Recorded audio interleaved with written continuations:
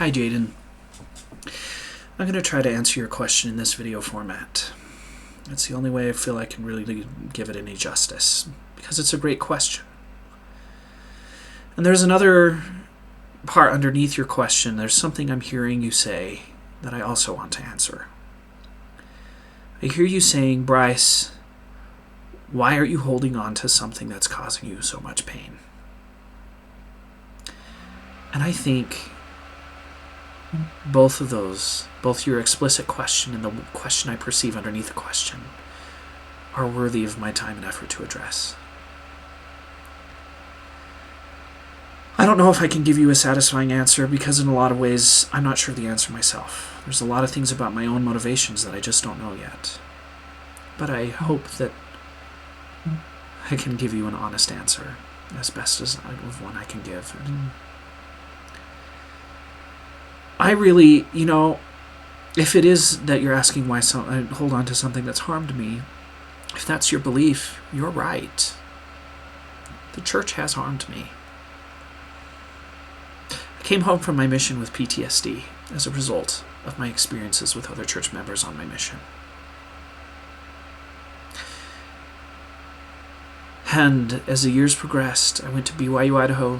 It's one of the hearts of the church, one of the beating centers of church life and activity. And I never felt more alone. The people that should have been there for me in my suffering. People who had covenanted to promise me, God himself, that they would be there for those who suffer, were not.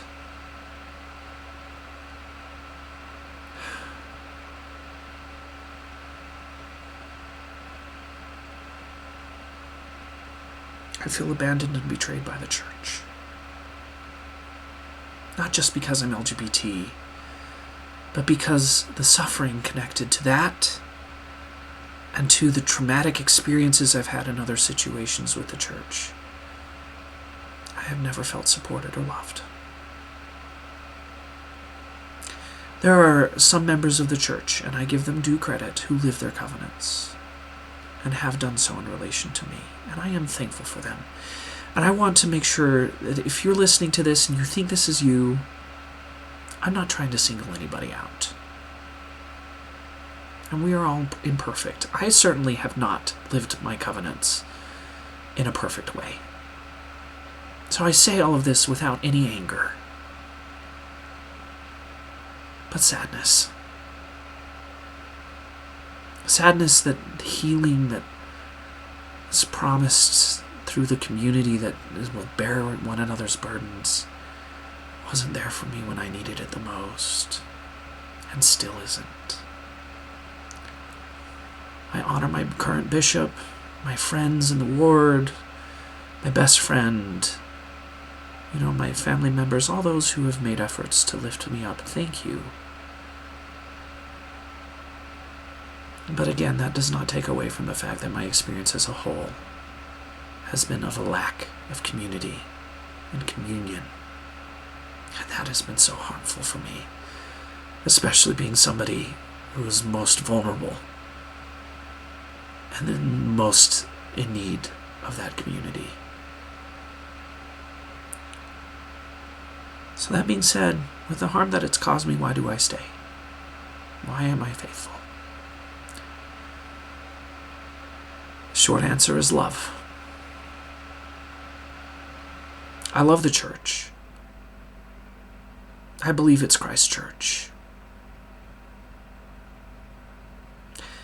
I believe that from the other experiences that I've had with the scriptures and with prayer. When I pray, as I've been taught to through the church, that practice connects me with a sense of love and belonging that I've never felt at church directly, except through the sacrament. And that's really valuable to me. So valuable. It helps me to love other people, love myself, to the point where I'm not willing to let it go. even with all the other trauma and the pain that the church has caused me, the relationship to divine things that it has opened up in my life has been worth the pain. Where the future goes with the church, I don't know yet. Honestly, I don't think in conscience I can forbear from having a relationship with somebody I'm attracted to. I don't think I can deny myself that in conscience. So I don't know. I don't know what the future holds for the church. But I do know this. I don't regret my journey up to this point. My pain, my trauma has deepened me, made me kinder, more compassionate, more patient, more like Christ as I understand him. It's been costly, and it hurts. It does. I won't pretend to you that it doesn't. But I would also be dishonest if I didn't say there was a lot of value in my experiences with the church. I don't blame anybody if they decide to leave.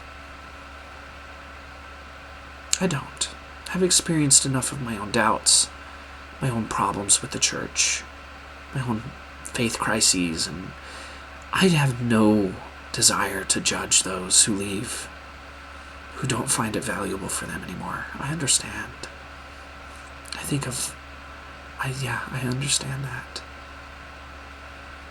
But for me, even though it's been painful, the church has allowed me to connect with God and to love others and to connect with practices and perspectives that allow me to love others in a way I wouldn't be able to otherwise. And that is the 7-minute long answer as to why I stay. I certainly don't carry my faith practices the way I did even 5 years ago. The church is no longer the same priority that it was. It no longer carries the same weight. And it is my servant now. It's not my master anymore. I relish in the life that I've developed for myself.